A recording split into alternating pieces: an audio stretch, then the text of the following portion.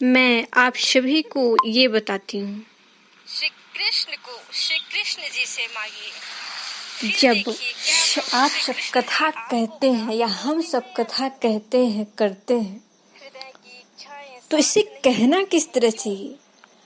जब हम आप सब कथा स्मरण करते हैं, कथा कहते हैं, तो कथा कहने के पश्चात हम सबको अपनी एक लय के साथ कहना होता है।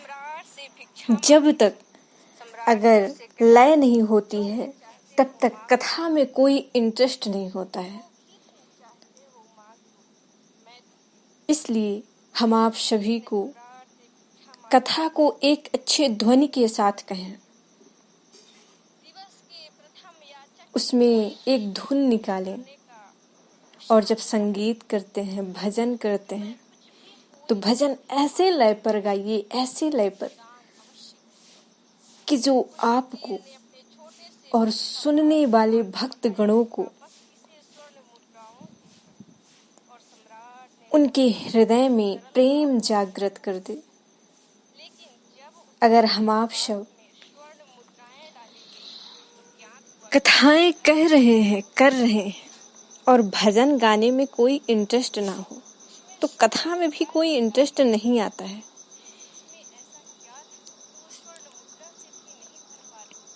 इसलिए हमारी लय, हमारी कथा एक सीधे मार्ग पर जाती है।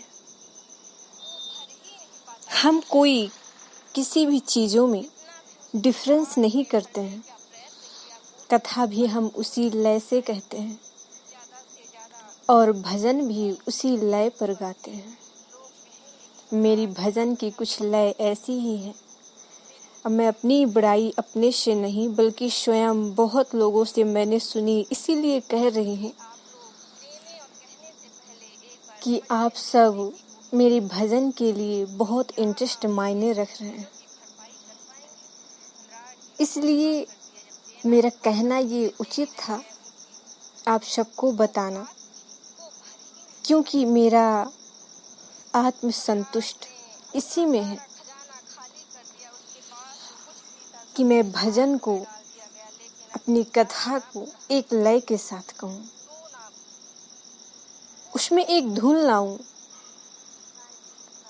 तभी हमारी वो कथा होगी और कथा में कुछ हमें आनंद मिलेगा, सुनने वाले भक्त गणों को भी आनंद मिलेगा। जब हम सब आरती भजन करते हैं, उसमें भी एक आनंदमयी, करुणामयी, कृपामयी संगीत पर स्वर लाइए,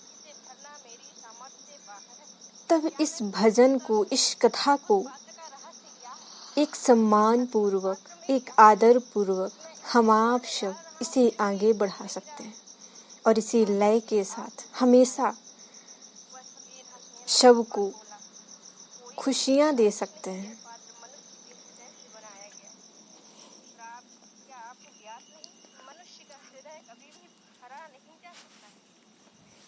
इसीलिए हमेशा हम आप सभी अगर कथा कहते हैं तो उसे एक धुन लय के साथ कही जाए, उसमें और आनंद आ जाता है और सुनने में भी, देखने में भी बहुत प्रिय लगता है। तो जब भजन गाएंगे तो भजन में थोड़ा और लय लाकर वही इंटरेस्ट होता है, वही अच्छा लगता है। और अगर भजन में कोई धुन ना हो, कोई लय में आपके धुन ना हो, तो ये भजन किसी काम का नहीं रहता है। आरती में अगर कोई लय ना हो, कोई स्वर ना हो, इसमें भी कोई आनंद की प्राप्ति नहीं होती। इसलिए हम आप सब बड़े श्रद्धा पूर्वक से जब कथा स्टार्ट करें, कथा प्रारंभ करें, कहें, तो एक लय के साथ कहें, उसमें आनंद फिर देखिए, क्या मेरी वाणी सत्य थी या गलत। राधे राधे।